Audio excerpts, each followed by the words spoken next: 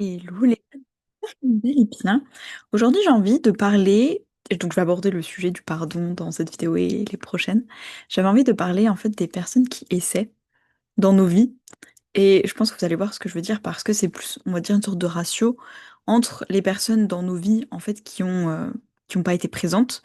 Et donc, on peut pas forcément se souvenir forcément de choses qu'elles auraient fait pour lesquelles on leur en voudrait, parce qu'elles ont pas forcément été hyper présentes dans nos vies, alors qu'à l'inverse, il peut y avoir des personnes qui sont hyper présentes pour nous, et donc plus elles sont présentes, plus, entre guillemets, le temps passé est grand, plus on multiplie le risque, entre guillemets, de faire des erreurs, de peut-être un peu confondre les besoins, de répondre de la manière la plus appropriée pour nous, qui n'est pas celle de l'autre, et peut-être que l'autre personne va mal le prendre, etc. Ce qui n'est pas intentionnel, mais ça peut arriver. Et je trouvais ça hyper intéressant parce que parfois on en veut. En tout cas, je pense, quand j'y ai pensé, je me suis dit que c'est quelque chose que j'essaie de pas faire, entre guillemets, si c'est clair, mais d'en vouloir aux personnes qui ont essayé. Parce que je me dis, bah, déjà, elles ont essayé. Il y avait cette volonté de faire mieux, de s'améliorer, de changer quelque chose, et même si c'était pas réussi, elles ont essayé. En fait, je sais pas, je vais présenter ça un petit peu comme, par exemple, une personne qui vous fait un cadeau tous les ans pour votre anniversaire, mais elle vous fait un cadeau pourri. Et vous vous dites, bah, je l'en veux un peu, cette personne, c'est-à-dire qu'en fait, elle connaît pas mes goûts, elle s'intéresse pas assez à moi pour savoir ce que j'aime, etc., etc. Par exemple, bah, tiens, la dernière fois, j'ai lu un commentaire sur YouTube, sur une vidéo qui disait, bref, la vidéo, elle disait, j'ai offert ça à mon copain quand je suis arrivée dans son pays en pensant qu'il allait apprécier. Et en fait, ça fait 10 ans qu'il me fait croire qu'il adore et il vient de m'avouer qu'en fait, bah, vu l'utilisation qu'il en fait, c'est pas si adapté. Et quelqu'un en commentaire disait, ah, bah, c'est comme moi, j'adore le café. Et ma femme, pendant 10 ans, m'a offert du sirop pour mon anniversaire, des bonnes bouteilles de sirop, etc. pour aller avec mon café, sauf qu'en fait, je bois mon café noir sans sucre. Et il y a plein de gens dans les commentaires qui disaient oui, mais attends quoi? Elle a mis 10 ans à se rendre compte de comment tu bois ton café, ou alors même toi, t'as mis 10 ans à lui en parler. Donc tu la laisses te faire des cadeaux pourris pendant encore 9 années, au lieu de juste te dire, mais écoute chérie, je bois pas de sirop dans mon café. Et même elle, elle s'est jamais dit, mais il boit jamais de sirop. Bah, je vais lui en offrir. Donc bref, il y avait ce truc-là, et je me suis dit, tu vois, la personne qui va t'offrir 10 ans un cadeau pourri, déjà, elle a pensé à ton anniv, elle a pensé à te faire un cadeau, elle a investi du temps, de l'argent, de l'énergie dans un cadeau pour toi.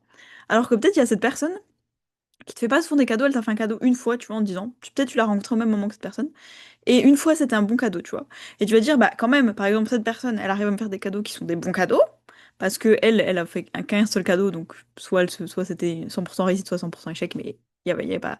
Alors que cette autre personne qui t'a fait du coup 10 cadeaux, bah, elle avait 10% en fait, de risque que ce soit un cadeau qui te déplaise à chaque fois. Mais elle a quand même pris ce risque parce que 10 années de suite, elle s'est dit, c'est important pour moi de faire un cadeau, etc. Et là, je compare à des cadeaux, bon, c'est moins, moins sérieux que quelque chose qui aurait pu arriver dans votre vie. Mais je pense, par exemple, aux parents. Quand on est enfant, des fois, on se souvient en fait de tout ce qu'un de nos parents peut avoir fait de travers, entre guillemets. Et ce qu'on voit pas forcément, c'est que bah, ce parent qui a fait de travers, au moins, il était là. C'était le parent qui était là pour nous, pour faire des choses, et c'est pour ça que parmi toutes ces choses, il y avait des choses qui ont été faites de travers.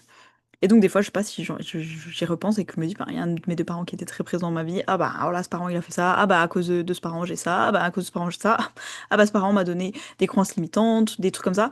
Bah, en même temps, ce parent, évidemment, qu'il m'a transmis des choses, vu que ce parent était là pour moi. Et si l'autre parent était totalement absent, admettons même que vous l'ayez pas connu, bah, sûr que vous pouvez pas reprocher, ah bah, ma mère ou mon père a jamais fait ça. Alors qu'à contrario, bah, en fait, on reproche des trucs au parent qui est là parce qu'on se dit, bah, tu vois, je sais pas, ce parent qui était toujours présent, il m'a donné plein de mauvaises croyances, c'est lui qui m'a donné plus de punitions, c'est lui qui, ceci, cela, bah en même temps l'autre n'était pas là pour le faire. Donc c'est sûr que ton autre parent qui est absent, bah au moins il était sympa, il me donnait pas de punition. Bah oui, il était pas là.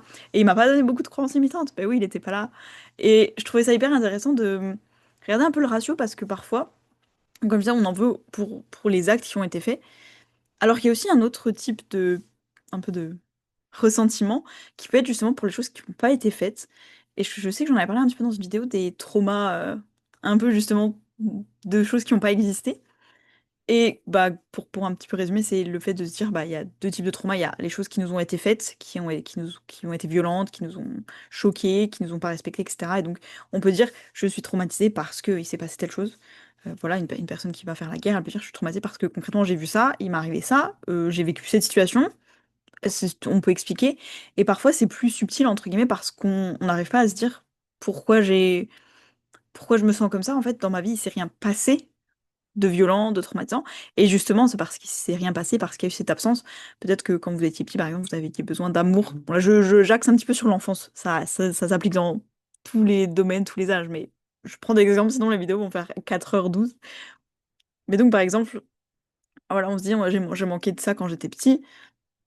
C'était pas un traumatisme, dans le sens où mon parent m'a infligé quelque chose, mais en même temps, mon parent n'a pas non plus convenu combler mes besoins. Il n'a pas pu survenir à ce qu'il me fallait, à mes besoins. Et donc, c'est une sorte de traumatisme un peu, j'ai envie de dire en négatif, vous savez, comme sur les photos, quand on regarde en négatif, justement, par exemple, l'espace qui est pas rempli, etc.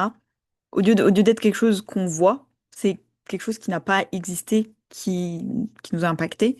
Et de se dire, ah, bah, j'ai pas reçu l'amour de mes parents quand j'étais petit.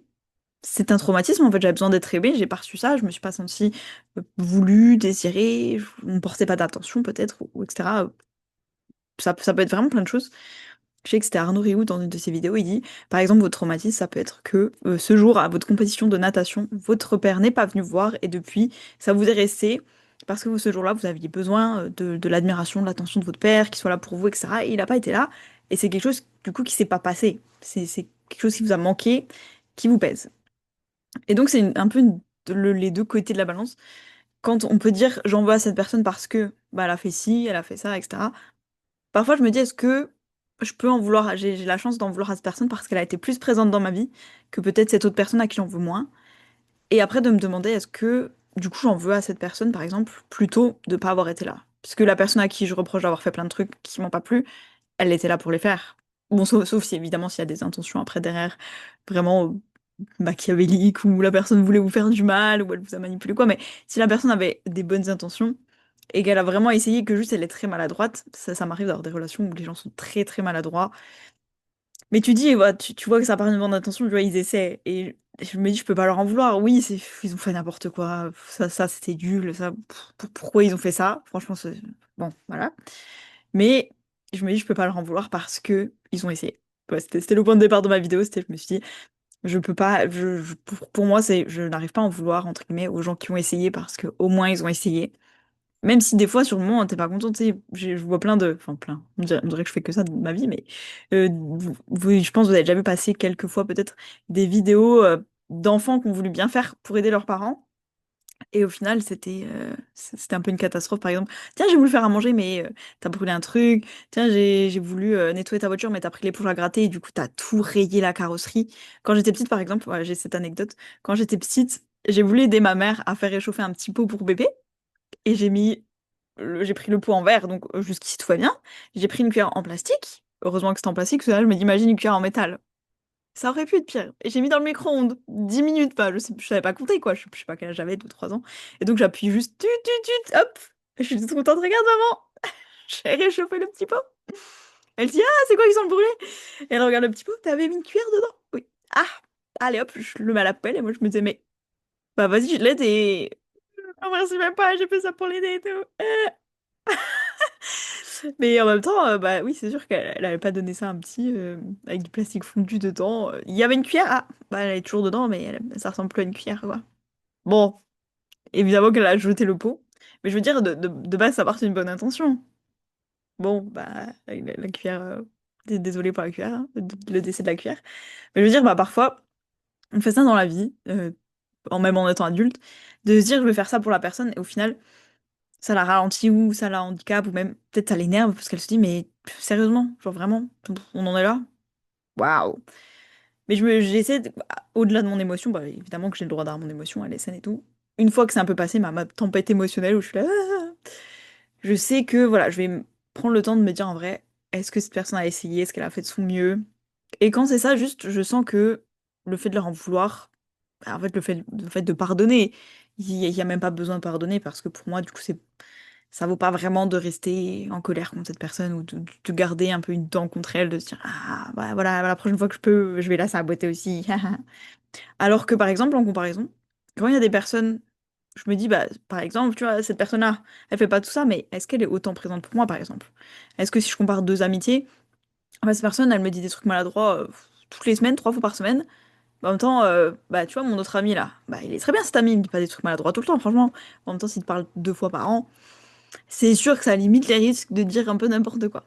Donc voilà, j'avais juste envie de parler un petit peu de ça, de la question du pardon. Dites-moi ce que vous en pensez. J'en parlerai dans d'autres vidéos parce que c'est hyper intéressant, évidemment. Bon, peut-être que des fois je parle de trucs intéressants pour moi qui sont pas très intéressants pour vous. Mais voilà, je trouvais ça intéressant parce que je me suis dit, moi, c'est un critère que j'ai, entre guillemets, je me suis rendu compte hier en me disant, j'en veux pas vraiment aux personnes qui ont essayé, parce que au moins elles ont essayé, au moins elles étaient là, il y avait cette intention d'aider. Et donc ça, je retiens pas ouais, de colère, d'animosité, il y a pas je garde pas ça, j'ai pas un besoin de pardonner parce qu'en fait, il y a pas vraiment eu de faute en tant que telle. Et j'ai vu que par contre, quand je regarde pour les personnes qui ont pas été là, je me dis, tiens, est-ce que j'aurais par exemple pu avoir besoin de, moi je parlais d'un parent, je parlais d'une amitié, est-ce que par exemple cet autre ami, est-ce que des fois j'aurais pu avoir besoin de leur soutien et ils ont pas été là? Ah ok, est-ce que ça du coup, genre je dis pas du coup d'en vouloir à la terre entière, mais est-ce que ça c'est pas finalement pour moi plus impactant de me dire en fait cette personne ne fait même pas l'effort? Ou ce parent voilà qui était pas présent, qui je sais pas dans les films des fois il y a des parents riches qui juste ils font le tour du monde, ils sont là business et tout, entreprise machin. Et ils envoient juste plein d'argent à leurs enfants, des cadeaux, et ces enfants-là ils disent, ben moi je m'en foutais des cadeaux, je voulais juste passer du temps avec mes parents, passer des moments en famille, j'ai jamais eu ça. Et tu leur en veux parce qu'ils étaient pas là. Et après peut-être que ben du coup t'as un parent qui est comme ça, et un autre parent à côté qui essaye de faire de son mieux, et des fois tu l'en veux parce que tu dis mais il est trop bête, il comprend rien, hein. Mais bah voilà, dans ce cas-là, est-ce que le besoin il serait pas aussi dans l'absence de l'autre personne? Est-ce que on en veut à la personne qui est là parce qu'elle on peut lui en vouloir? Au moins on a la chance de pouvoir lui en vouloir parce qu'elle est là. Voilà, j'ouvre un peu la discussion. Je me suis rendu compte de ça hier où je me suis dit, je ne peux pas en vouloir aux personnes qui essaient. Je me suis juste dit ça et je me suis pas, j'allais partager avec vous, comme ça, peut-être que vous pouvez partager ce que vous considérez comme un critère de, même, il n'y a même pas besoin de se faire pardonner parce que c'est même pas vraiment une faute. Dites-moi, ça m'intéresse. Voilà, moi, je vous ai partagé le mien, ma petite réalisation du jour, et je vous fais des bisous. J'ai hâte de lire vos commentaires et je vous dis à demain.